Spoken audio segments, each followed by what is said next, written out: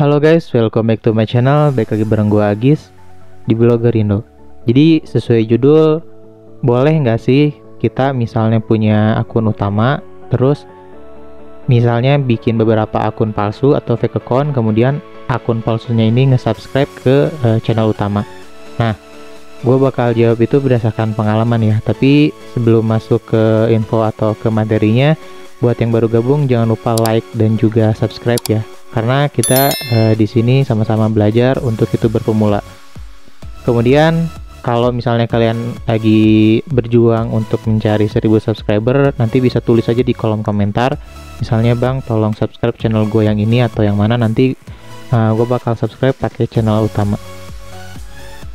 Balik lagi ke judul, jadi boleh nggak sih kita misalnya bikin fake account kemudian nge-subscribe channel utama? Nah, jawabannya berdasarkan pengalaman gue ya. Jadi contohnya gini, pada saat kita membuat channel account itu banyak hal ya, bukan cuma di YouTube aja. Misalnya kita login untuk bikin akun Shopee, misalnya belanja Shopee Food gitu kan, kemudian bikin akun Tokopedia untuk belanja barang-barang elektronik, kemudian kita bikin Facebook. Nah, jadi segala sesuatu yang dimulai dengan kita sign up atau mendaftarkan suatu email, itu kita masuk ke dalam satu database mereka gitu.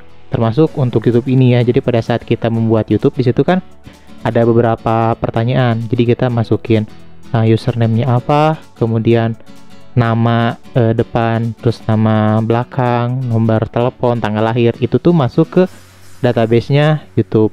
Jadi dengan kata lain, channel kita itu memiliki ID gitu, nama ID. Nah, pertanyaannya, beberapa fake account ini apakah termasuk atau mereka juga mempunyai ID? Jawabannya ya, tapi pertanyaannya, boleh nggak sih misalnya fake account itu nge-subscribe ke channel utama? YouTube itu mengetahui gitu, ini akun itu adalah akun aktif atau fake account. Kita pakai contoh aja ya, misalnya di sini gua ada satu HP ini misalnya login sebagai channel YouTube yang utama. Kemudian di HP ini gue bikin akun fake yang kedua atau channel kedua, kemudian bikin total sampai misalnya 10 akun. Otomatis kan kalau ada 10 akun adalah satu channel itu untuk yang utama, 9 channelnya itu yang fake account. Nah, boleh nggak sih kalau misalnya yang 9 akun ini kita subscribe ke channel utama? Yang pertama, jadi pada saat kita membuat channel YouTube yang pertama, itu kan harus memasukkan nomor telepon. Yang gue tahu itu nanti untuk handphonenya itu kedetek juga sama mereka ya. Jadi email pertama dipakai untuk membuat channel utama, kemudian dia mendeteksi juga, oh berarti menggunakan gadget ini, misalnya gadget A. Kemudian kita bikin fake account yang kedua sampai ke 10, otomatis nanti meskipun emailnya berbeda, kemudian misalnya username-nya beda, passwordnya beda, tapi kan handphonenya tetap satu, tetap pakai yang ini. Jadi otomatis YouTube mendeteksi bahwa ini adalah fake account. Terus misalnya kita subscribe kan ke channel utama, nambahlah subscriber. Kemudian misalnya kita bikin selama 1 tahun, kemudian subscribernya total jadi 1000 subscriber dan juga lebih dari 4000 jam tayang. Tujuan akhir dari kita bikin konten kan adalah untuk monetisasi. Nah, pada saat monetisasi, gue bisa jamin 80% nanti pada saat ditinjau itu bakal ditolak. Karena apa? Yaitu tadi, kita memasukkan beberapa bot atau beberapa fake account untuk mensubscribe ke channel utama. Kemudian YouTuber lain ada sih yang misalnya dia bilang, ya udah gini aja, di yang akun utama ini cukup satu channel utama aja, kemudian kita bikin fake account-nya itu di handphone yang lain, di handphone kedua. Misalnya di handphone kedua ini dia bikin account yang kedua sampai ke 10 gitu sama fake account, terus dia bilang kalau itu diperbolehkan. Nah, kita balik lagi ke konsep tadi yang pertama ya. Jadi pada saat kita membuat channel account, itu tuh sama dengan kita membuat database di YouTube. Dengan kata lain, channel yang kita buat itu memiliki nama ID. Pada saat kita membuat beberapa channel account di satu handphone, otomatis dia atau YouTube akan mendeteksi itu sebagai satu ID atau satu handphone. Nah, kalau hal itu terjadi lalu kita subscribe ke channel utama, jatuhnya apa? Jatuhnya sama aja. Berarti YouTube membaca beberapa bot ini masuk ke channel utama.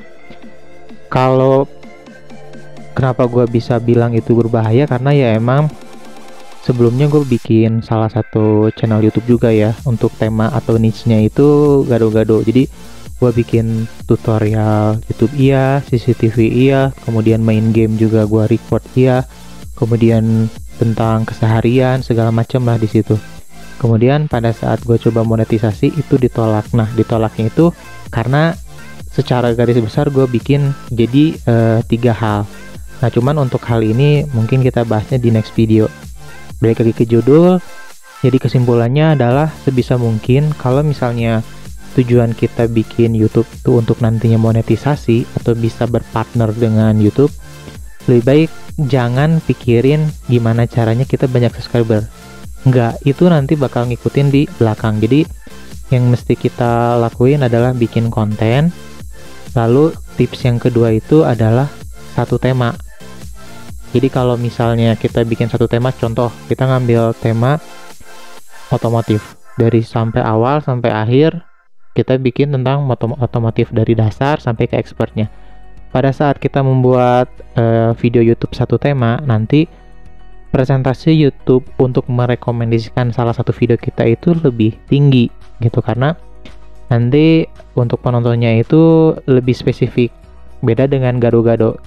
Tapi bukan berarti YouTube dengan tema gado-gado atau beberapa tema itu nggak bisa monetisasi ya, tetap bisa gitu. Cuman kalau misalnya yang kita kejar adalah rekomendasi YouTube, makanya gue saranin bikin video itu dengan satu tema aja. Tuh, jadi kesimpulannya, boleh nggak sih kita bikin fake account kemudian subscribe ke channel utama? Jawabannya mending jangan. Jadi daripada kita mikirin beberapa angka gitu ya, misalnya kita buat 10 account, 20 account kemudian di subscribe ke channel utama, itu sebenarnya nggak sebanding ya dengan hal yang kita curahkan di salah satu video atau beberapa video yang kita buat. Jadi lebih baik kita fokus bikin konten yang menarik, kemudian pelajari itu SEO atau Search Engine Optimization. Sebetulnya nggak usah bingung dulu ya, apa sih itu SEO.